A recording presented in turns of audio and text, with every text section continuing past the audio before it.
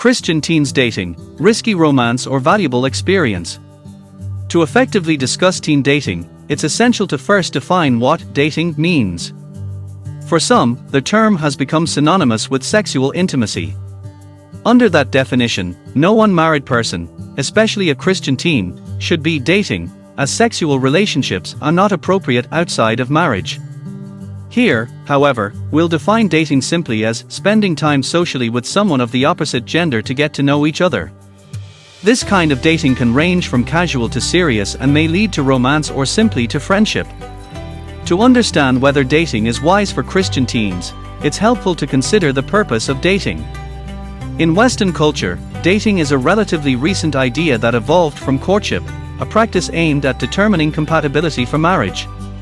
Courtship was a family-involved process, often with chaperones, which worked well in times when marriages were often formed in the late teen years. Today, however, most teens are not prepared for marriage. Extended adolescence, academic demands, and financial limitations make marriage a distant possibility for many young people. As a result, dating can create a lot of stress, emotionally, physically, and psychologically, that many teens aren't mature enough to handle. If marriage is not a short-term option, dating at a young age may create unnecessary challenges. Rejected feelings and broken hearts can disrupt teens at a time when they need to focus on personal growth and education.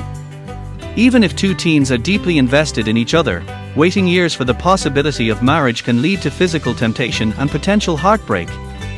Additionally, it's worth considering how many societal issues are linked to teen dating and sexual experimentation: unplanned pregnancies, single-parent households, poverty, STDs, school dropout rates, and more.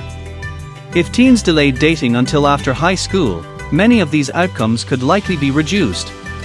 When Christian teens understand dating as a way to learn about the opposite sex, rather than a prelude to serious romance, some of these risks are minimized. Through dating, teens can observe qualities they appreciate or dislike, which can later inform their choice of a spouse.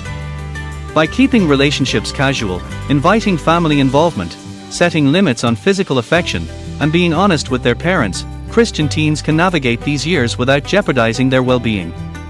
Christian parents must evaluate their teens' cultural environment.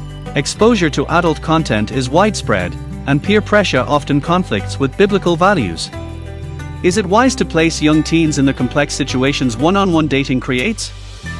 If adults often struggle to maintain their values in romantic relationships, it is unlikely that inexperienced teenagers will consistently make sound decisions.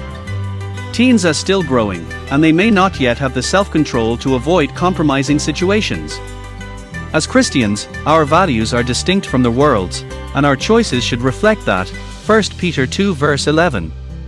We cannot base our parenting decisions on what culture deems acceptable if it goes against biblical values.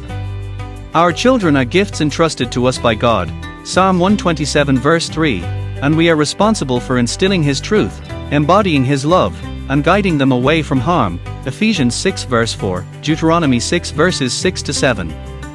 Until our teens have the maturity to make wise choices independently, allowing them to date one-on-one may not be the best approach.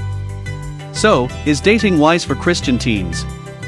Ultimately, it may be better to help young people understand the purpose of dating, with the idea that waiting until marriage is closer can spare them from a lot of potential pain. Parents who stick to their values, even if they are sometimes unpopular, often give their teens the best chance to make healthy choices. Teens who follow this guidance can avoid many of the pitfalls that might otherwise affect them and gain greater freedom to grow into the adults God intends them to be.